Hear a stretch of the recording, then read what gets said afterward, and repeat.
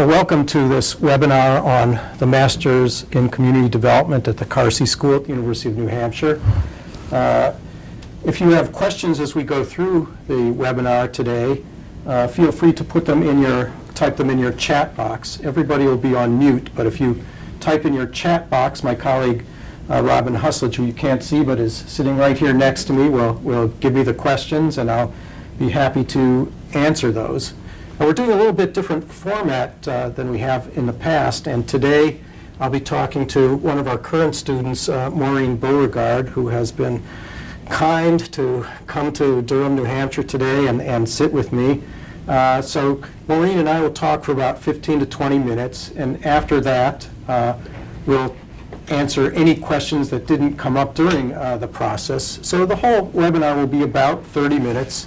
About 15 to 20 minutes talking to Maureen, and then another 10 minutes to answer any questions about operations or logistics of the program, like how you apply and deadline dates and financial aid and things like that. So we will answer any questions that you have.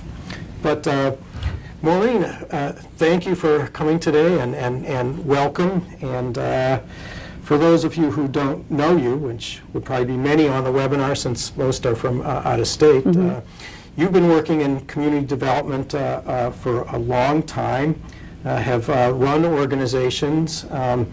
Everybody in New Hampshire who does community development knows you because you've been a real mover and shaker. And so I guess the first question I have for you is, why go back to school? Why get a master's degree, given that you're well known, you've done great work, people love you. Thanks, Michael.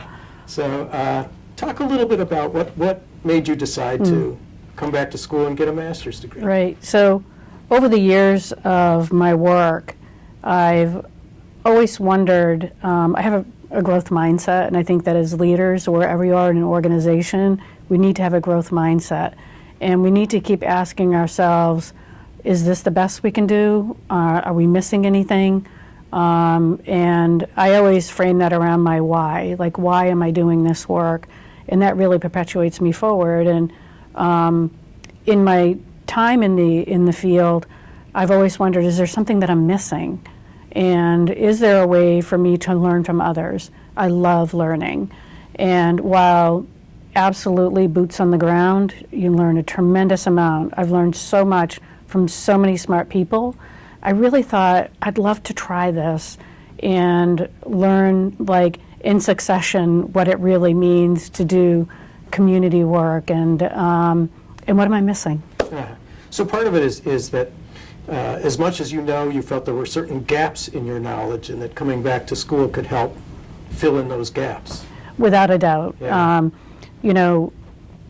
In working in collaboration with others, we learn. But I think there's something to be said around framing our work in evidence-based practice or practices that have proven to be successful, and to also, like, think about what others have done.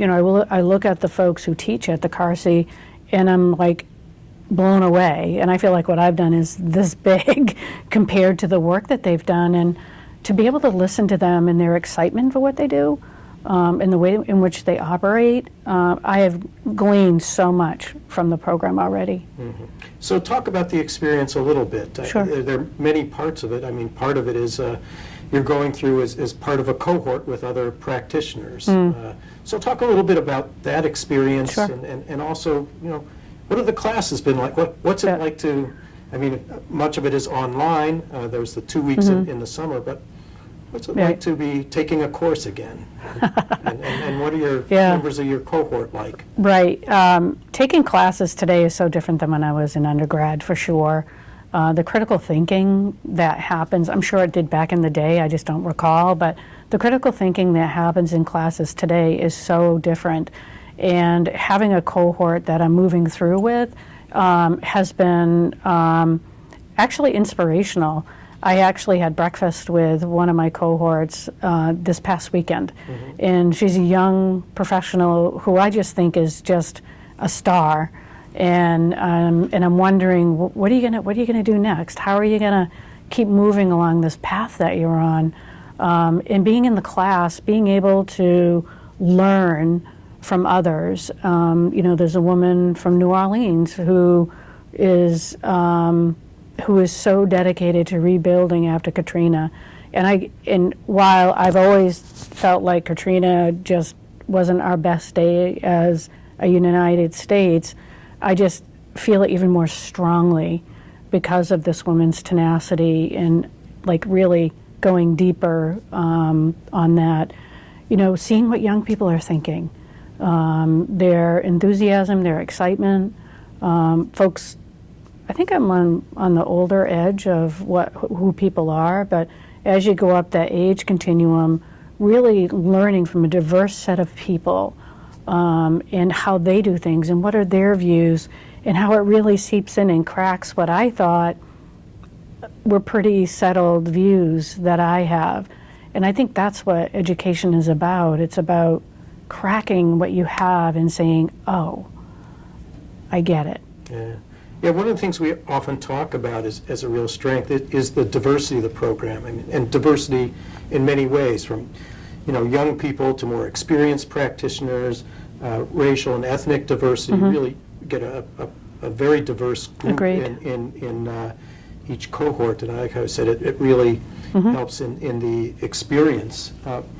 One of the things about the program is very applied, both the classes, things that you can apply right away, but also this project requirement. So everybody does a project in the program that's accompanied by a 4-course sequence that helps with it. Can you tell us a little bit about what your project is and how you selected it? Sure. My project is the organization that I work with today has a big program for seniors. And I was curious about the income level of the seniors as it applies to being able to practice good nutrition. And so I've undertaken that as my project, and I've just finished the logic model on that. And it was really wonderful going through that process because I've been in the field for so long that I can very quickly go through my head and say, there's this, and this, and let's do this. And what this does is it's really helped me to stop, drop, and roll and really follow a process where the results will reveal themselves. And working with the homeless, I feel like I know that inside and out.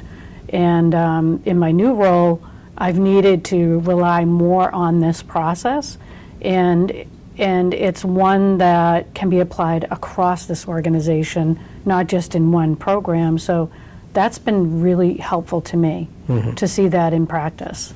Yeah, so again, you mentioned that for the project, people often choose a project over the 4 terms in the program that they do in their workplace. And so there's a lot of flexibility in choosing a project. Some people choose to do something that's brand new outside of their workplace because they want to test something or try something new or get a new experience.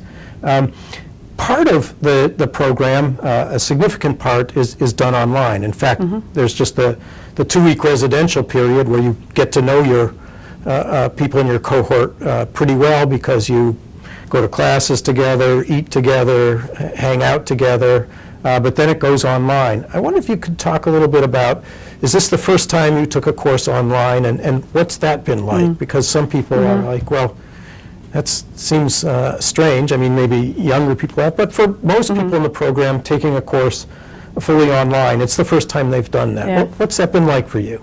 I think the structure of the program is really smart in that we were able to have these 2 weeks of saturation where we're together all the time and we get to know each other inside and outside of class. When the classes happen online, I've already met the folks that I'm with, and even if I didn't know them, I would feel very comfortable. And I know the folks that are teaching the class, and I know who they are and what they are. And I have found it to be perfect, actually, because I don't have to commute. I can do it from my house, and it is for somebody like me who has a full-time job already and two 20-year-olds and everything else, it just works really well. And people are like, why are you going back to school? You don't even need it.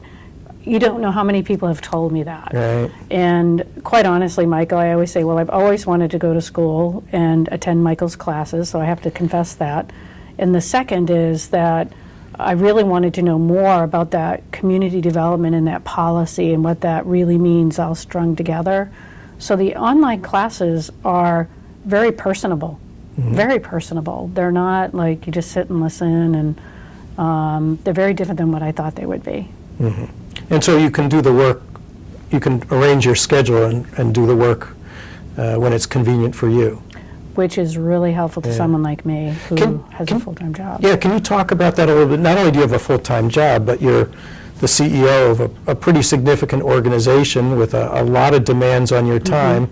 How do you do that? What can you tell people about how you manage your time or get this done? Because I know a lot of people who are thinking of coming back to school are thinking, well, can I really do this? I do have a job. I am really busy. I don't want to do poorly in both. Can you talk a little bit about any strategies you've developed or how you, or do you just tell yourself, well, I'll be done with this in a year? I feel like I frame it like it's my own self-improvement, my own like personal development that I'm doing, and it's really helping me to be better at my job.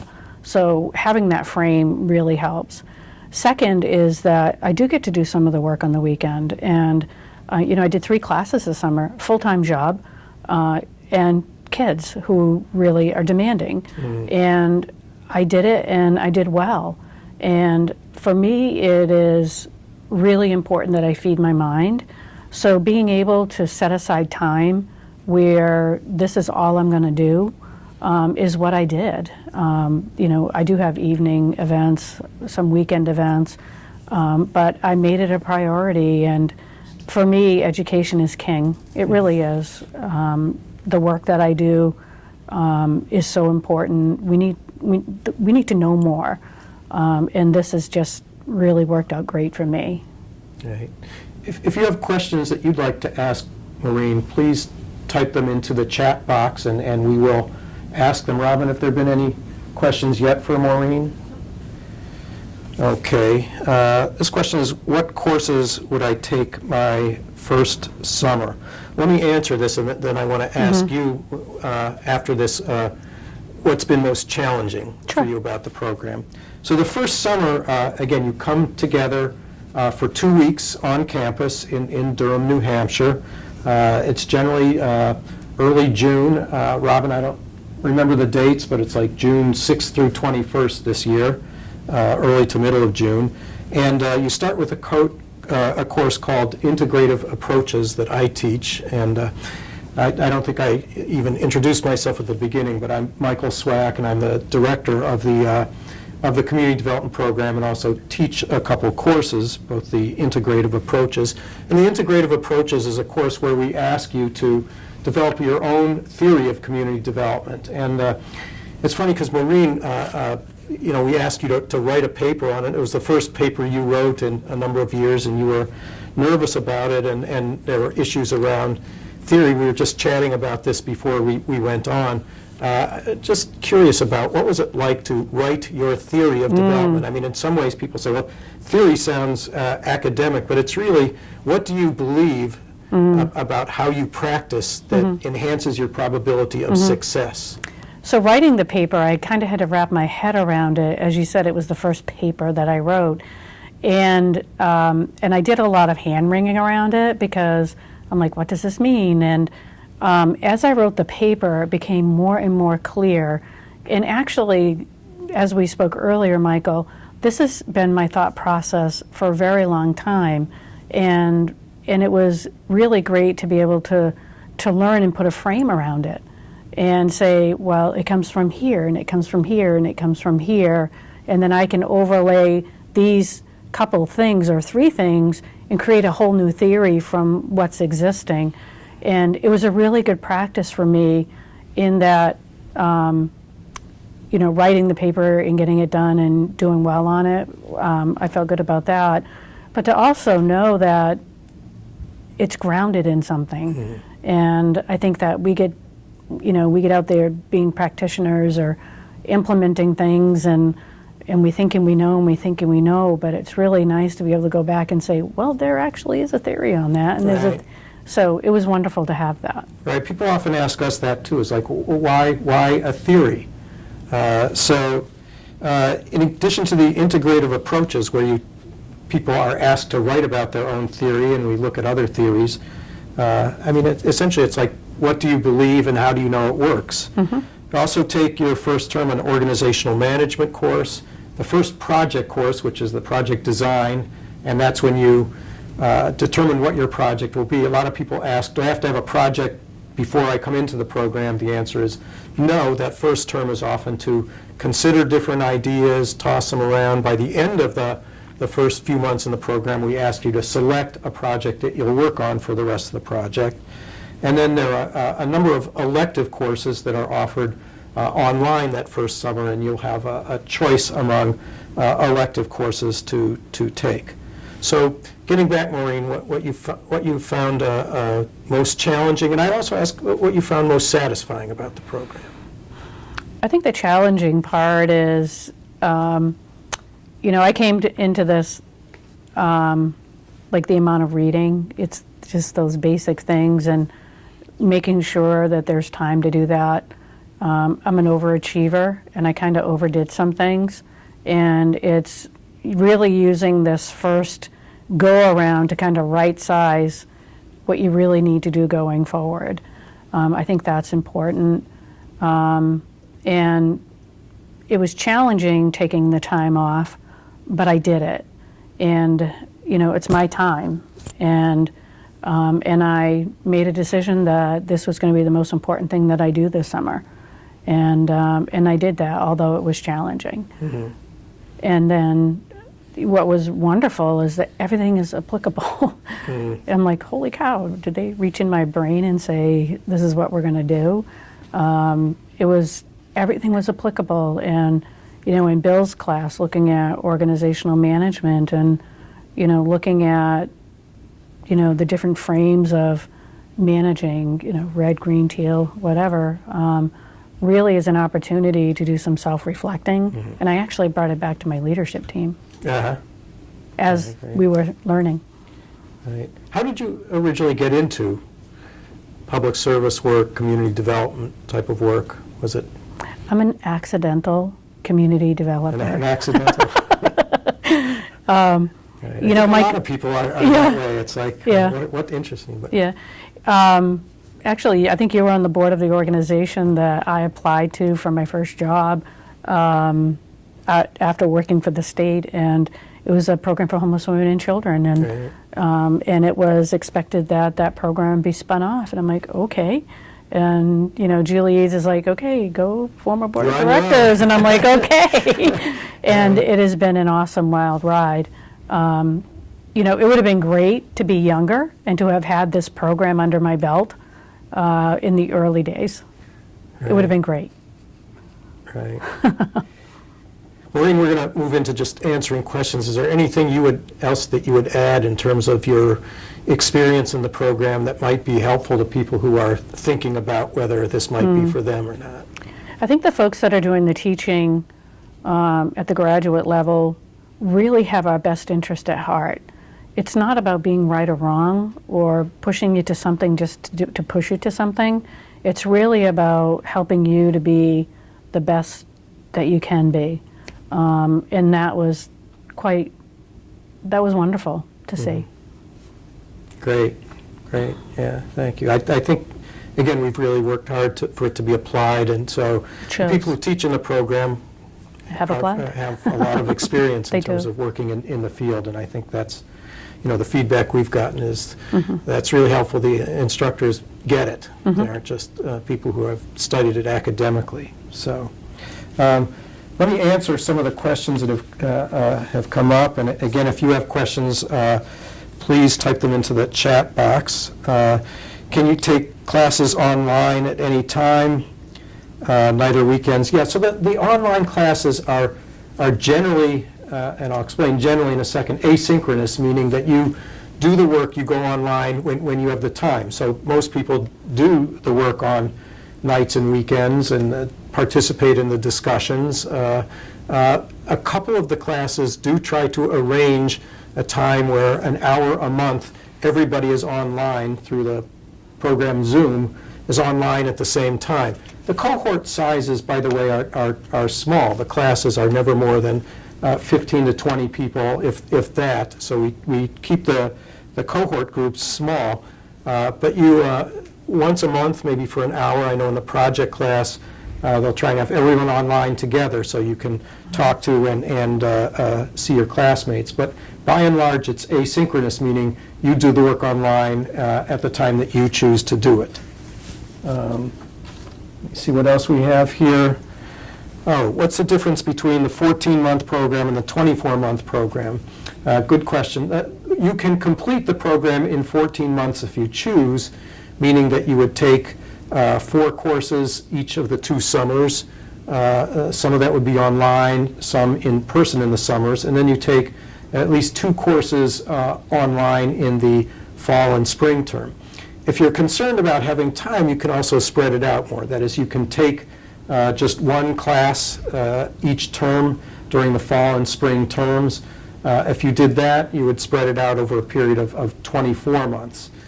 People have chosen, I would say most typically though, when people decide to enter the program, they'll generally try and finish their coursework and their project work in the 14-month period. So they'll start in June of one year and complete all their work by August of the following year.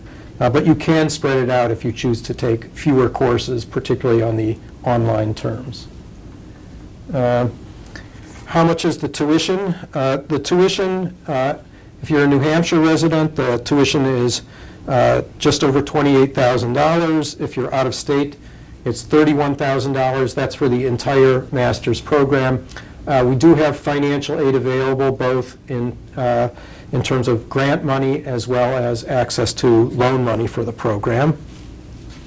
Any other questions? Okay. When is the application deadline? So if you start in the summer, and we encourage people to do that, people can apply and take an elective course, for example, in either the fall or spring term. But we encourage people to start, if they can, in the summer, so they're part of the cohort at the very beginning. For the summer start, that is when classes start around June 6th or 7th or so, the deadline for application is April 15th. If you're applying for the fall, it's in August 15th, and the spring, December 15th. So we're accepting applications now up till April 15th for the cohort that begins this coming summer. And we handle applications on a rolling basis. So when you apply, once all your material is in, we respond pretty quickly after that. By the way, in terms of the application, there's a personal statement in addition to the application. We require transcripts and we require letters of reference, but we do not require, for example, the GRE or any standardized test as part of the admissions. I see there are a couple more questions. What types of jobs does this degree prepare me for? Really, if you look at the people who have gone through the program, really all sorts of jobs. Many work for nonprofit, community-based organizations. Others work for international, non-governmental organizations. We typically have international students in the program. People work for government agencies, people work for consulting. So really a pretty wide range of jobs that people are involved in. A lot of people come into the program with the idea that after they get their master's degree, they would move into another position that would help them prepare. But we see really a whole range of people who also work in private corporations. We've had people work in banking, particularly the community reinvestment side of banking. So we see a pretty wide range of jobs.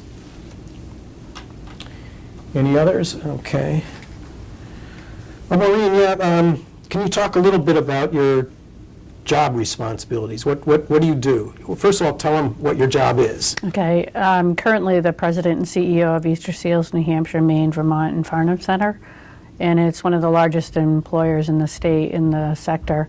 And we provide a variety of services to individuals, whether they be young or old, senior services to early childhood services and everything in between. And my responsibility is to basically manage the organization and work collaboratively with the board of directors and its committees, as well as a leadership team at Easter Seals, and really create a path forward that helps to expand our mission where needed, to make it better where needed, or to look out at other opportunities that may be out there that there's a gap in. But it's really about helping people to be the best that they can be, whatever their situation. And just out of curiosity, what was your first job? Okay. I was the president and founder of Families in Transition, and I had that role for 28 years. And I left it this past September.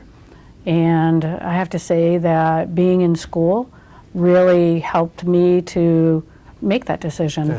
And it was a good one for me. I love the work that I did, love the work that I did. Your first job, interestingly, was really a startup. It was a startup. There was no board, No board, there was no nothing. staff. It was just It was me, you. 5 women and their children. Right. And when I left, we had $43 million worth of real estate, Wow. fed 900 people a day, and housed probably 600 a day. So it was an amazing, amazing wild ride. Wow, that's really incredible. It's a great story. Let me see. I think we have one more question, and we're near the end of our time. So this one reads, how hard is it to get into the program? How do you determine the rank of an applicant getting into the summer cohort? It's an interesting question and hard to answer. Like I said, we take applications on a rolling basis, and what we look for, I mean, the personal statement is important for us. What we're looking at is, why are you interested in coming into the program? What kind of work do you want to do? In large part because we want to make sure it's a match, that you're coming into a program where there aren't surprises about what kind of work do people do, what is the applied element of the program, what will you be studying. So we'll often talk to people as they're applying to the program to answer questions as well. So how hard is it to get in the program? Hard to answer. You do need to have an undergraduate degree. We look at your grades from the undergraduate degree, but it's even that it doesn't tell us a lot. What we want to know is who will succeed in the program. What we know is, if you did well as an undergraduate in school, you'll probably do well in this program here. But what we found is it's not necessarily true that if you didn't do well, that you won't do well in this program. And in large part, that the further the way you are from your undergraduate education, the less it tells us anything about you. So like Maureen, we have people who've been out of school for a number of years. We also have people who have been in school, just out of school for a couple of years, and everything in between. So essentially we look for, do we think you'll succeed in the program? We can learn that from your references and what people say. We can look at your undergraduate record, we look at your personal statement, and then make a decision about whether it's a good fit or not. Okay, and last question. Do you require the GRE or other tests required? I answered this a little earlier, but let me emphasize again, we don't require the GRE. And earlier times we required standardized tests, and when we looked at it, what we saw is that it didn't tell us anything really about. What we looked at is GRE scores and people's success in the program, and found no relationship between them, so we just dropped the GRE requirement. So again, thank you for joining us today. I'm getting a signal, and